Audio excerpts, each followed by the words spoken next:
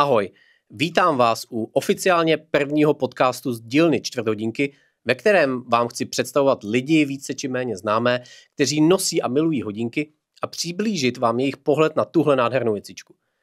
Budou u mě hosté, kteří nejsou jen prostými fanoušky hodinek, ale také lidé, kteří se pohybují v hodinářském oboru, jako třeba ten dnešní, který byl přímo u výroby hodinek ve Švýcarsku nebo Německu, a to renomovaných značek. Samozřejmě toho ale probereme mnohem víc. Jak víte, tak už funguje Hero kanálu čtvrthodinky, kde můžete podpořit moji tvorbu a kde vás čeká mnoho bonusového obsahu, akcí, slev anebo soutěží. Těch menších, které budou probíhat každý měsíc, anebo té velké, celoroční, kde budou mít moji hodinkoví hrdinové.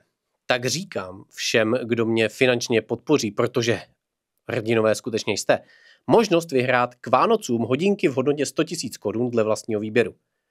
Podmínky této soutěže najdete v popisku a tam i návod na to, jak se stát mým hodinkovým hrdinou. Ale dost reklamního okénka. Jdeme za naším hostem, kterým je Ján Chovanec, odborník na seřizování CNC strojů pro výrobu komponentů do hodinek.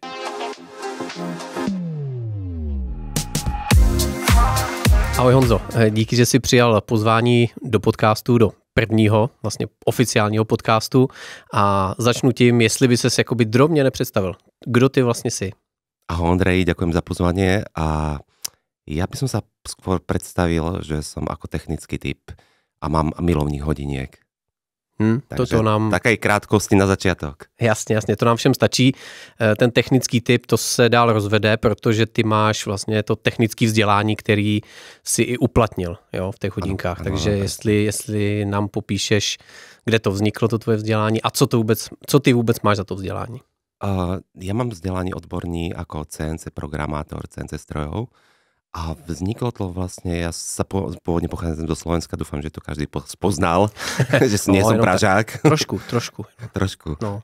Takže vlastne pochádzam zo stredného Slovenska, z Banskej Bystrici a po základnej škole v podstate ja som ani nevedel, že kam pôjdem, kam budem smerovať svoju profesiu. A to bola fakt, že vyslovene náhoda. Určité školy hľadali vlastne v tých rokoch 96. som ja nastúpil do školy, 95. zo základnej školy som odchádzal a vlastne vtedy školy hľadali masívne ľudí, ktorí by mali o niečo takéto záujem CNC stroje a vtedy to už bolo dosť na tej fáze, že to umieralo táto profese. A mňa tam vlastne iba oslavilo to, že to bolo blízko pri mojom bydlení, takže to bolo to jediné, čo som si povedal, že fajn, ale absolutně jsem nemal šajnu, čo jsou CNC stroje. Jasně. Nebo jakoby vůbec technicky v rodině to bylo nějak, že děda byla, nevím, klempíř, obráběč strojů, nebo něco takového, že jsi šel úplně na blind, maminka byla učitelka, táta kuchař a ty jsi prostě najednou vybral strojařinu. My jsme to mali troška iné. Maminka byla predávačka v Jednote a otec bol zásobovač v autoservise. Takže otec chodil na Avi, na tej klasickej Furgonke a mňa stále učil, ale žil som v tom prostredí aut. Takže ja som bol milovník, stále som milovník aut, takže to bolo takéto, vodil ma do servisu, ukazoval mi na služobné cesty, keď sme išli do Čiech alebo niekam po Slovensku, tak vlastne vtedy som videl, ako to funguje, tie technické veci a tak to ma najviac asi oslovilo. Ale vôbec som nečakal, že pôjdem týmto smerom. Jasně. A to CNC, teda ty říkáš jenom kvůli vzdálenosti, no a když v té době to byly 90. léta? 96 jsem nastupil. 96. Tak jak to tam vůbec jako vypadalo, to vzdělávání na Slovensku, jo, tady v tom oboru konkrétně? Jo, když si to jako představím dneska, tak všude spousta počítačů, high-tech technologie. Co jste se učili tenkrát v 90. letech? Ja by som skôr povedal, že to bolo v 96. ešte to isté ako v Čechách, že tam nebol asi ten veľký rozdiel. To školstvo sme mali proste nastavené obidvoch krajinách rovnako. Ja to možno teraz berám, že my sme proste jedna krajina a vôbec neriešim rozdiel medzi Čechmi a Slovákmi. Takže samozrejme prvýkrát, keď som prišiel do tej školy, tak to bolo pre mňa také niečo nové, zaujímavé, ale keď som už potom prišiel, lebo to bolo, škola sa skladala z dvoch častí. Jedna časť bola škola klasická a jeden týždeň si mal klasickú školu, vyučovanie a druhý týždeň si mal celý prax. To si bol v tej dielni a vlastne si sa učil. Tak vlastne tam som sa prvýkrát stretol z toho, čo je sústruh, čo je fréza, čo je brúska. A jasné, ako vlastne na každej takejto škole odbornej začínaš tým, že všetko robíš rukami. Jo. Takže to bolo pre mňa to bola škola, ale ja som fakt som netušil, že sa tomu oboru budem vlastne venovať ešte ďalej. Takže to nebolo také, že by ma to hneď oslovilo, že proste mal som sen a teraz chcem ísť touto cestou. Absolutně, to byla úplná náhoda. Jo, takže moje další otázka, co byl tvůj profesní sen v CNC strojařině, tu můžu vynechat, ale zeptám se na jinou věc. Byl jsi spíš ten manuálně, jo, anebo tě bavilo, řekněme se, vrtat v těch různých výkresech a tak dál. Protože já jsem taky dělal elektrotechniku a vím, že mě v podstatě, já jsem to nenáviděl, když jsme se museli probírat různýma těma schématama a takhle, to čtení v těch výkresech. Ja by som skôr povedal, že asi to začalo od malička, lebo pamätám si, že keď som bol malý a otec mi vlastne do služobnej cesty doniesol nejaké autíčko, ja som sa s ním chvíľu pohral a vždy som ho potom rozobral. No tak. Potom som ho už samozrejme nevedel poskladať, ale potom to vlastne gradovalo tým, že som mal rád Lego a vlastne tieto formy hier, ktoré si niečo vlastne vytváral. Takže to ma strašne zaujalo a vôbec absolútne som k tomu nemal nejak... Mal som to rád, ale nepovedal som si, že chcem ísť touto cestou. Bola to fakt, že náhoda. A už keď som sa dostal do tohto oboru, lepšie povedané, tak už som si povedal, že wow, je to zaujímavé, je fajn, že človek niečo vie ovládať ten stroj, ale netušil som, že či pôjdem tou technickou stranou alebo s tým technickým smerom, alebo iným smerom. To som fakt ešte, to je prostě bolo príliš skoro na to, aby som si povedal, že fakt to začne milovať. Jasně. Hele, a když teda se budem držet té linky, jak se dostal k hodinkám a vlastně jako té práci v těch hodinkách, kdy začala ta láska k hodinkám samotná? Jo, nebo to začalo, až když jsi zjistil, že můžeš dostat tu práci někde ve Švýcarsku, lomeno v Německu, tak tam začala láska k hodinkám, nebo kde u tebe začala hodinková mánie? Absolutně máš v tomto pravdu. Ja som vôbec do svojich, ja neviem, 30 rokov som absolútne ignoroval hodinky a hodinkový trh. Úplne mi to bolo jedno. Viem, že som mal jedny hodinky, a to som dostal v nejakých 15. Budeš si ešte pamatovať? To boli festiny. Festiny, no jasne. A náhodou ešte tieto festiny som ja daroval otcovi. Takže tam bol troška iný ten princíp, ako otec daruje synovi, ale ja som daroval otcovi. Nejsou to hodinky po dedečkovi, ale hodinky po vnoučkovi. Ale pamätám si, že dedeček mal hodinky, nejaké prímky a boli na koženom náramku, ale ja som naozaj tento trh absolútne ignoroval do vtedy, pokým som vlastne naozaj na vlastne oči nevidel, ako to funguje v tej branži, v tom, kde sa to rodí. Jo, takže tě přitáhla vlastně náhoda. Ta tradice i, jakoby, když už si v tom byl, jo, když prostě jsi to viděl, byla to ta tradice té výroby, kde ty si viděl, že to prostě má 100-200 let někde tradici té výroby a tohle to tě uchvátilo, nebo prostě jenom to samotné provedení, kdy je to všechno úplně prostě jak švýcarské hodinky. Mňa najviac uchvátilo to, keď som prišiel do Švajčiarska, ja som tam išiel pôvodne na brigádu. Išiel som tam na 2 týždne brigádu, lebo som mal takú možnosť, že vlastne, či nechcem ísť na brigádu na 2 týždne do Švajčiarska, hrozno zbierať. Ja hovorím, vo Švajčiarsku je hrozno. Vôbec som to netušil. Ale jo, asi tam něco bude. Jo, ale a dostal som sa do oblasti pri Berne, volá sa to, je to Bilbie, Neuchâtel a vlastne táto oblasť je to gro toho hodinárstva. Víme. A ja som vlastne videl, ako tie fabriky, naozaj, že proste super moderné fabriky, všetko to bolo v tých nových budovách, sklenené budovy čisto a ja som si hovoril, wow, to je super. A pri tom zbieraní toho hrozna sa ma ten doma, ja som troška vedel nemecky, ale zase nebolo to na super komunikácii, ale vedel som sa nejak si tak základne dohovoriť. Takže to bolo to gro a tam pri tom zbieraní boli aj domáci a tá sa ma spýtuje, že čo vlastne robím, akú školu mám. A hovorím, že na tie CNC stroje, čo to vyrábajú hodinky. Ona hovorí, tu by si sa mal fakt dobre, keby si tu začal robiť. A to bolo jediná tá pointa, že vtedy som si povedal, že odteraz chcem robiť to, čo som vyštudoval a proste sa to musím odznova naučiť, lebo tá profesia, ktorou som sa ja učil v škole, to bola profesia z 80 rokov, vlastne 70 naozaj tam neexistovalo programovanie, tam sa to všetko robilo klasicky ručne na NC strojoch. Takže to bolo pre mňa to, že som to chcel. Chcel som si povedať, že prečo by som ja nemohol robiť hodinky. Takže ta cesta potom k nějakému do nějaký té samotné fabriky vedla jak? To mě zajímá. Normálně jsem tam zašel na tvrďáka, řekl, ne? Ono to bolo najskôr tak, že som tam zašiel, že som im poslal životopis a pamätám si, že môj prvý pracovný pohovor bol do spoločnosti, ktorej som vlastne aj skončil. Ale tá cesta bola úplne, že cez obkluku. Ja som vôbec netušil, do ktorej spoločnosti vlastne idem, ale všetci mi hovorili, to je skvelá spoločnosť, tá spoločnosť má 170 rokov, proste fakt sú topka v tom, čo robia. A išiel som na prvý pohovor k ním, ale oni mi povedali, no vieš, ty si tu mesiac, dva, proste nevieš ešte tú komunikáciu s tými domácimi, tak hovorím, no skús, ale skús to neskôr.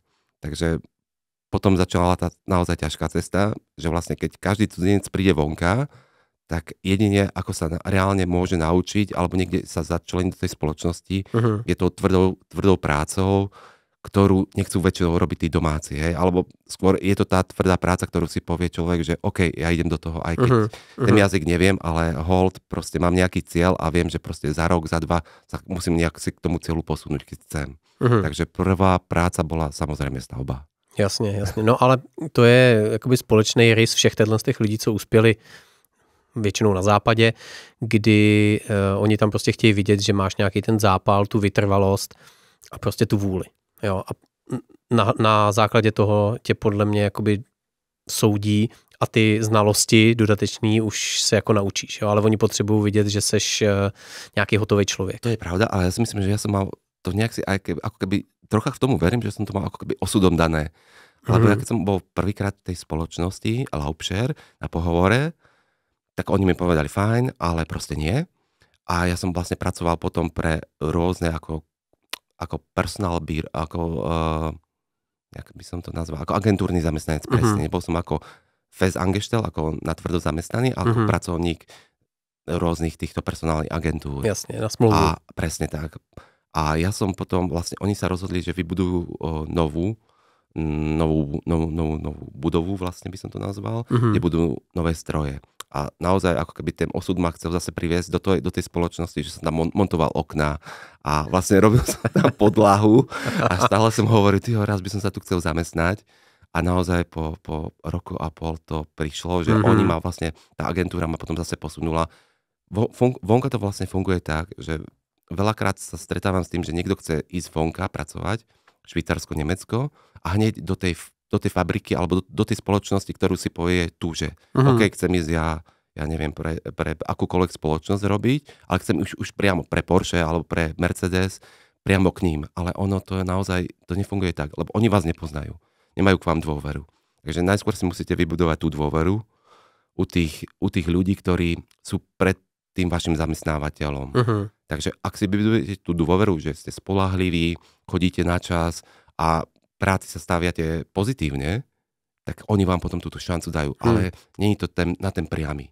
Jasně, není to biankošek na to, že já jsem přijel Nie, ja som teraz prišiel a teraz si všetci sadnete so mne na prdel a ja to vlastne dokážem. Absolutně nie. Tak ono to v určitých ohledech funguje takhle i u nás, u velkých firem, ale ty si tomu šel naproti ještě tím, že jsi byl furt na očích, když jsi stavil tu fabriku, že jo? A to bol ten osud. To bol naozaj ten osud, že to by som v živote si nemyslel, že je možné niekedy, že si povieš, to sa proste nedá. Ale ten osud asi ten osud chcel, aby ťa tam zavíjal. Jasne, stále som mal na mysli to, aj keď som bol na tej stavbe, že chcem robiť tú precíznu prácu v hodinkách, ale musel som kvôli tomu niečo spraviť. Musel som spraviť Bewerbung, Anerkennung, uznanie svojej praxe, musel som doložiť určité papiere a musel som k tomu spraviť, aby som sa tam do tej firmy dostal, nejaké kroky. Nebolo to tak, že som robil rok na stavbe, oni povedali, že a teraz poď do tej spoločnosti. Jasně. Ještě se zeptám, prosím tě, to je takový to trošku ouvej téma, nebo jako ouvej. Koukali ty Švýcaři na tebe jako na východoevropana jinak, než by koukali třeba na Francouze? Setkal se s tím nějak, jakože přišel tam Francouz s podobnýma pracovníma zkušenostma a laufem a dostal to dřív než ty? Tak ja skôr beriem tú časť, kde som žil, to bola predsa dvojazyčná oblasť, takže tá francúzština a nemčina tam boli prirodzené, takže ten Francúz, keď prišiel z hora, z Francúzska, absolútne nemal problém s ním ktokoľvek komunikovať. Skôr by som to išiel iným smerom a ukázal by som, že Čechoslováci a potom Balkánci. Tam oni mali veľký v tom rozdiel. Ale zase musím povedať, že nás ako Čechoslovákov, alebo ten všeobecný, tá stredná Európa, to školstvo má ten systém podobný. My máme nejakú základnú školu, strednú školu, vysokú školu. a napríklad takí Portugálci, Španieli, trebárs Ukrajinci nemajú ten systém ten istý, takže pre nich to je dosť ťažko akceptovateľné. Že si povedia, no dobre, možno si to robil tam, kde si to robil, ale u nás sa znova musíš vrátiť do tej v podstate školy, ale aby si spravil aspoň na tie 2 roky, aby sme ti to uznali, že to reálne si robil, alebo reálne máš to vzdelanie.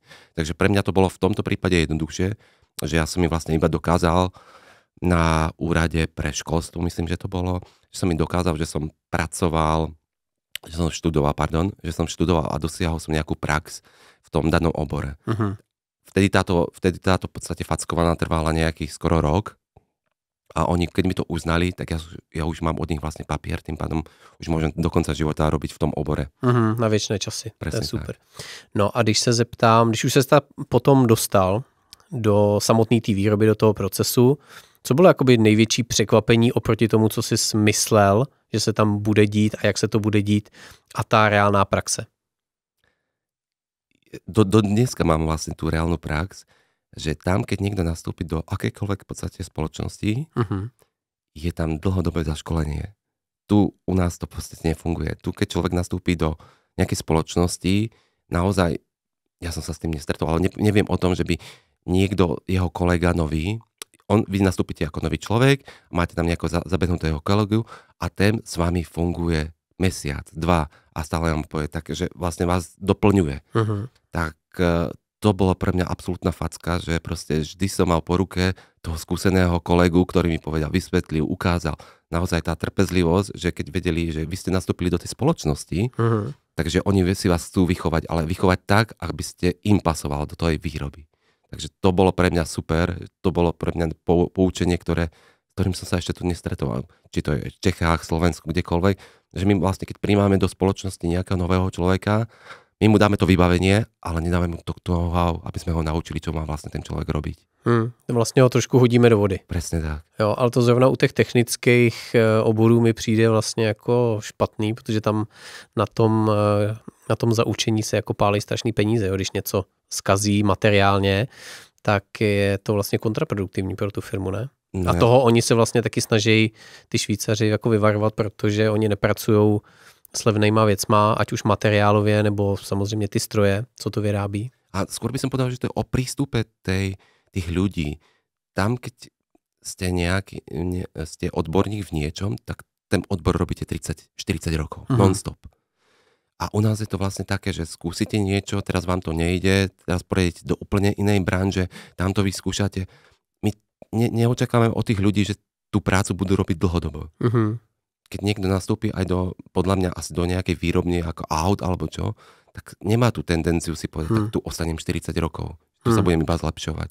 U nás je to o tom, že proste hľadáme ľudí na momentálnu výpomoc alebo proste momentálne máme nejak viac zákazok, tak hľadáme iba ten preklon, aby sme dostali viac ľudí do spoločnosti, ale čo bude ďalej s nimi, nepočítame s nimi na roky 20-30 rokov. Takže skôr je ten ich prístup. A nemyslíš si, že se to vlastně teď jako začne otáčet, protože podle mě přesně bylo teď nějaký to období od roku 2000 do toho 2015, kdy mi přišlo, že ty lidi jako hodně mění tu práci, ale ještě je vlastně taková ta myšlenka toho, že vlastně čím víc toho umíš, tím seš vlastně jakoby platnější, protože můžeš dělat tohle, támhle. Flexibilní, ale teď naopak, jak přichází všechny ty technologie AI a podobně, které vlastně budou nutit ty lidi být víc jakoby zaměřený, fokusovaný na jednu věc, tak se vlastně vrátí takový to, co měl můj děda, který byl 40 let v jednom podniku, jo. Jestli tohle se právě...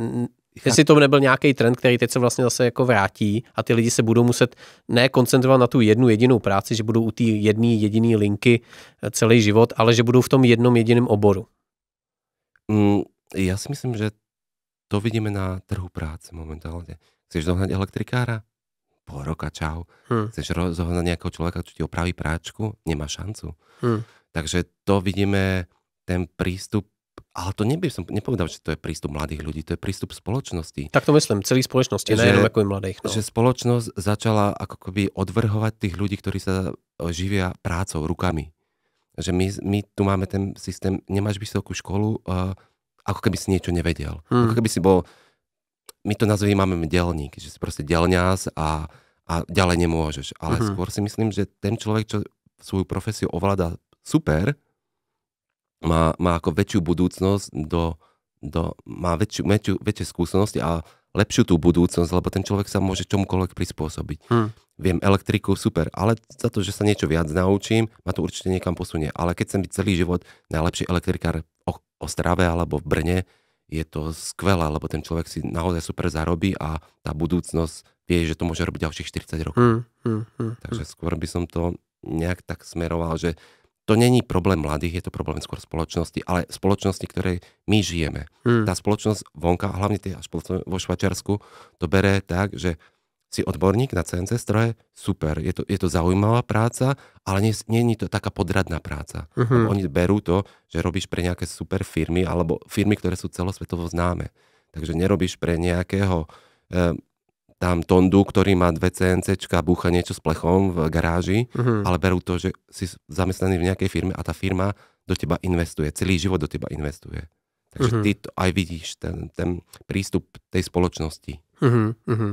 No a když teda přejdu zase zpátky trošku od té politiky a tyhle z těch věcí. Nebyla politika. Jo, jak někdo vidí politiku úplně ve všem, jo, takže řeknu politika a zeptám se přímo teda na to vychovávání v nějaký té manufaktuře, fabrice. Jakoby, jak ty jsi schopnej tam jako postupovat. Ty tam prostě nastoupíš jako řekněme ten řadový dělník nebo nějaká ta obsluha toho CNC stroje a teď jsi prostě jenom ta obsluha. Jsi schopný se dostat i k nějakému jakoby navrhování, nějakým prostě kariérním postupem, jak ten kariérní postup jakoby se dá, nedá tam. Jo, jestli to někomu, jak si to můžeš přiblížit. Jasné. Vieš čo, ja som skôr povedal z môjho hľadiska a môj synovec je Švýcar, má Švýcar pás, takže on už je vlastne išiel tou istou cestou ako ja a vidím, že on má inú tú štrukturovanú budúcnosť, ako ja som mal ako Auslander, ako cudzinec, ktorý vlastne je tam. Oni vás naučia všetko, čo potrebujete. Potrebujete vedieť o strojoch, potrebujete vedieť o programoch, všetko vás naučia, materiálov, naozaj vás všetko naučia, ale ja som po tej dlhej skúsenosti videl, že keď ja chcem kariérne ďalej postupovať niekam, tak to už proste nejde. Lebo predsa, ja to zase aj chápem z ich hľadiska, není dobré, aby cudziniec dával nejaké príkazy domácemu. Ja si myslím, že to nikdy nebude robiť dobrotu a ja som zistil, že proste toto sú moje nejaké hranice, pokiaľ sa ja môžem dostať.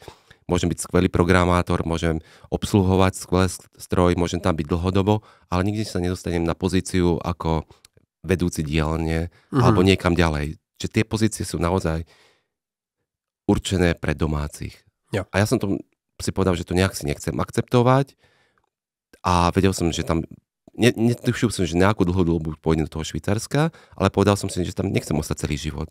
Proste chcem sa tam naučiť iba nejaké skúsenosti, ktoré ma niekam posunú, reč, prístup práce, kvalitu a že potom sa odtiaľ zoberiem a pôjdem preč. Ale zase vidím to na tomto svojom synovcovi, ktorý vlastne študoval, robil prax v ETE, v Grenchene a teraz zase robí v tej branži, má 19 rokov a vidím to presne na ňom a hovorím mu, Adi, ty sa drž tohto remesla a vidím v tebe, že to máš, že ty vieš kariérne postúpiť. Si domáci, si Švýcar, máš Švýcar pás a vieš, že proste keď zamakáš, tak vieš byť vedúci dielne, vieš byť vedúci výroby, že to niekam vieš smerovať. Ale ja ako Auslander to proste hold neviem. Ale není to jakoby schovaný v nějakým, řekněme, nacionalismu, rasismu nebo něco podobného. Je to jakoby spíš nějaká ta tradice, který oni se furt držejí. Ja by som nepovedal, že to vôbec nejaký nacionalizmus. Je to proste ich systém a ktorý by mal fungovať v každej krajine. OK, Amerika je niečo iné. Tam sú všetci prisťahovalci. Tam berem, že keď človek je žiadostivý a chce, tak nemá tam tie hranice. Ale my v Európe to bereme, že keď niekto príde od nás do inej európskej krajiny, je tam stále cudzinec. Celý život tam bude cudzinec. Takže tie posty by som ani ja som to musel akceptovať. Ja som to nevedel na začiatku pochopiť a musel som to akceptovať a vôbec to nevidím to, že to nie je nejak nacionalistické. Není to vezlým proste. Sú to dané hranice, majú to tak nastavené a prečo by sa oni mali prispôsobovať nám, keď my sme tam u nich cudzinci. Taktiež u nás doma sa nebudú ľudia prispôsobovať cudzincom, ale cudzinci by sa mali nám prispôsobať. Takže je to normálna vec. Jasně, tomu rozumím, no, ale jestli, víš co, z mýho pohledu jsou ty Švýcaři vlastně taky trochu jak ty Američani, jo, protože máš tam frankofonní část, tu německou část, jo, tak je to takový jako myšmaš, jo, těch národů, dneska jako tam žije spoustu různých těch etnik a tak dále, jako existují. 22%. No, jako to není málo. No. Jo, není to málo a mě jde o to, jestli oni tímhle se jako vlastně neochuzujou. Jo, když tě neposunou vejš, tak se můžou ochudit o to, že ty tu firmu můžeš posunout, nebo tu značku, nebo ten obchod, cokoliv. Jestli vlastně tím, že oni mají tyhle ty hranice, jestli to není i trochu kontraproduktivní. Jo, a nebo jestli ten opravdu výjimečný jedinec se stejně posune, protože to prostě je jasně daný, že on bude muset být vejš, protože bychom jinak byli fakt jako úplně blbí. To je všetko pravda, ale ty ten domáci jazyk nikdy nebudeš vedieť na 100% ako ten domáci, čo sa tam narodí. A oni hlavne od teba vyžiadajú. Keď chceš na takúto pozíciu, musíš vedieť minimálne švýcarskú, švajčiarsku nemčinu a k tomu minimálne francúzštinu. Samozrejme, angličtina to je úplne základ. Takže musíš vedieť naozaj, tá švajčiarska v tomto super, že každý kantón má v podstate vlastné pravidlá a ty, keď ideš napríklad, prechádzaš z kantónu Bern a prechádzaš do kantónu Neuchâtel alebo Waadt, čo je Lausanne, Ženeva, tak ty sa tam nemecky nedohovoríš. Ja keď idem do Ticína, Lugána, kantón Ticino, tak je to jedna krajina, ale v nemčinou mi každý povie, že proste musíš vedieť taliansky alebo v tom danom kantóne danú reč. Prostě je to ohraničené len tou rečou. A bylo to nejtěžší naučit se ty řeči, protože francouzština jsem se to jednou jako zkoušel kvůli jedné dívce, to nevyšlo, teda musím jako říct. Napočítal jsem do 10, dneska už to neumím a stejně mi to nepomohlo. Bylo to jako to těžší z toho? Víš, ja mám tento istý príbeh, ale už to nebolo s dievčinou, ale to bolo, že som chcel ísť strašne napriamo do Rolexu. Aha. Takže povedali mi, super, viete nemecky, viete sa všetko dohovoriť, poznáte stroje, ale francúzština je v Rolexe základ. Takže, a bolo to v jednom meste, v ktorom som pracoval, že v tom Biene je Omega, je Rolex, je tam Swatch Group, ale Rolex má nastavené pravidlá, proste plynulo francúzsky. A ja som to taktiež skúšal ako ty, že do 10 a potom som to nejako zahodil. Ale zase mal som kolegov, ktorí boli frankofónni a oni rozprávali, keď niečo nevedeli, povedali mi, ja som rozumel francúzsky, ale odpovedať som už zase im nevedel francúzsky. Takže to bolo, vypadla mi úplně otázka. No, jako jestli to bylo to nejtěžší z toho všeho, jo, se učit ty řeči a vlastně si jako vyznat těch řečích, jak jsi mi to popsal. Každý kanton úplně jakoby jiný nářečí, tyhle Francouzi, tyhle trošku do Talianska, tak jestli jako i tohle jako muselo být jako náročné. Keď som sa spýtoval napríklad taliančina, tí ľudia, čo boli napríklad v Taliansku alebo do talianského kantonu išli, tak mi pravili, že taliančina je strašne rýchlo sa je naučiteľná. To říkají všichni, ale pak když prej na to přijde, tak je to vlastně taková pravda zase není. Jo, řekne si carbonara, myslíš si, že to stačí, ono to nestačí. Jako, jo. Vieš čo, ja som išiel s tým, že som sa učil Hochdeutsch, lebo aj v školách sa učí Hochdeutsch, ale hovorová reč je Schweizerdeutsch. Takže to je v podstate skracovanie slov v nemčine, som to tak nazval. A každý kantón, ja napríklad v západných kantónoch, v kantóne Bern, je Schweizerdeutsch iná ako v kantóne Graubünden. To je východný kantón, kde je vlastne Davos, San Moritz. Takže ani tí Švajčiari majú dosť problém si medzi sebou niekedy rozumieť, alebo Wallis dole na spodku. Takže určite mne trvala minimálne, si myslím, že 2 roky, pokým som začal nejak si fungovať na tej Schweizerdeutsch. A doteraz ten Schweizerdeutsch viem dobre, ale nebudeš vždy radšej prepínam do toho Hochdeutsch. Lebo Schweizerdeutsch nemáš písanú formu, je to proste len rečová forma. Vždy sa učí Hochdeutsch, klasická nemčina. A samozrejme záleží potom, keď prídu tam rôzne národnosti, že majú potom ten dialekt úplne iný. Albánsky dialekt, kde Schweizerdeutsch je úplne masaker. To už musí jako šílený. No. Ale zase tě to jakoby vybaví. Trošku v něčem jiným.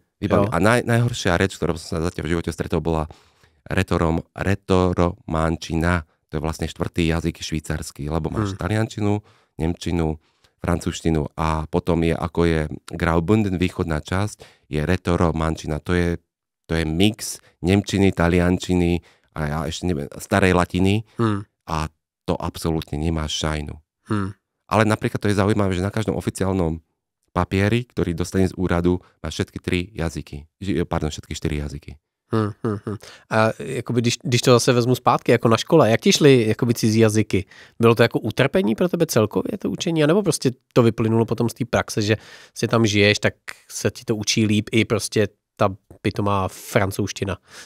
Angličtinu som mal samozrejme na škole, ale nebol som ja žiadny borec na jazyky. Proste preplával som to nejak si, ako som musel, ale tak to boli roky 90, keď nemali sme žiadneho echt angličtinára v škole, ale bol to nejaký Slovák, ktorý trocha vedel po anglicky lepšie ako ten posledný, jednooký medzi slepými a vlastne ten nás učil tou angličtinu, vieš. Šlus, ende, nada, finito. Nebo pro fanoušky Harryho Pottera neplecha ukončena.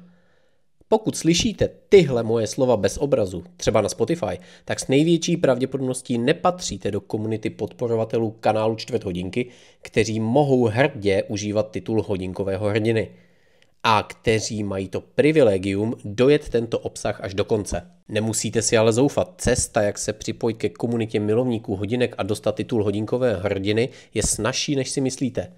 Stačí si stáhnout aplikaci Hero do mobilu nebo navštívit stránky herohero.co, zřídit si tam profil, vyhledat si účet Čtvrthodinky a podpořit mě v mojí tvorbě. Usnadnit vám to může QR kód, který právě vidíte, nebo odkaz v popisku pod videem. Na oplátku dostanete nejenom kompletní díly podcastu, ale také bonusový obsah jen pro předplatitele, exkluzivní slevy a akce nejen na hodinky, tipy na to, kde sehnat limitované kousky nebo ty za nejlepší možnou cenu, ale hlavně možnost být součástí komunity, která se zabývá jedním z nejkrásnějších koníčků na světě.